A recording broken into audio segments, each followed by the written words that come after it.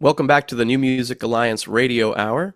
I'm Tobey LaRoche with my co-host Mark Sherry. We just heard Handpicking Stars by Paul Bergmann.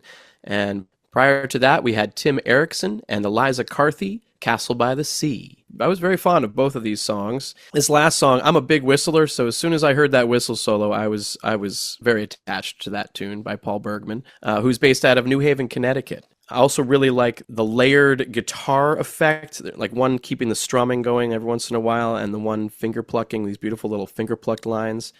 Really beautiful, beautiful sound there. Yeah, I really like his voice, and it sort of sounds like Tom Rush with a country tinge. Mm. But this guy apparently can do virtually any style of music. He's had quite a history and worked in folk pop. Then he got into sort of more of a folk punk, and he's done a lot. He's actually opened up for people like Lou Barlow, and he sold out apparently in Egypt, the Cairo Jazz Club.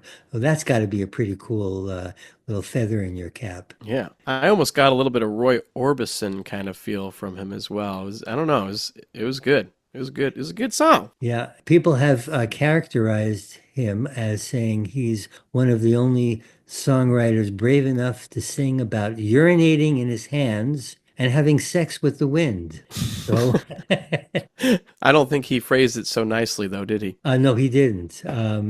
He didn't. Had to keep it But radio worthy. But Paul definitely has gotten a lot of happening in his music career, and yeah, apparently one of his albums was really psychedelic, and certainly he's come a long way. And I like this style, that's for sure. Absolutely. Paul Bergman is going to be playing at the Cafe 9 in New Haven on July 18th. Catch him there. And before that, another great tune, more of a traditional English folk tune. We had Castle by the Sea by Tim Erickson and Eliza Carthy. Tim from Northampton, Mass, and Eliza Carthy from England. Yeah, Eliza is the violin player and does some great violin parts in this tune. And yeah, this is a true, sort of traditional English folk tune. Tim, his voice, I think, is perfect for a song like this. He used to be part of a band around the Northampton area called Cordelia's Dad. A lot of people might remember that band. And he's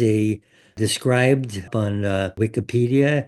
He's an American musician, musicologist, and professor, and has a PhD in ethnomusicology.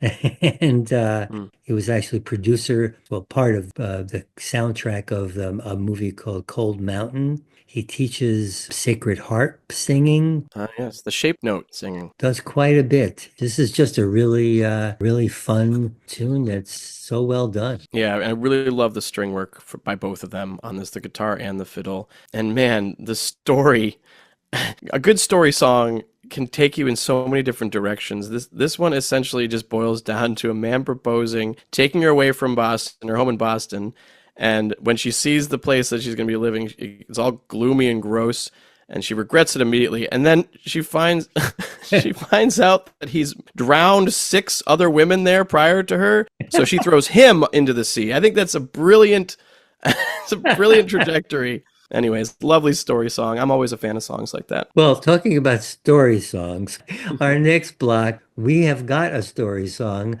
We've got Bag Lady, and then our story song, which we'll start out with, and it's also quite the story, is Hmm. High Noon in Killville by Angry Johnny and the Killbillies.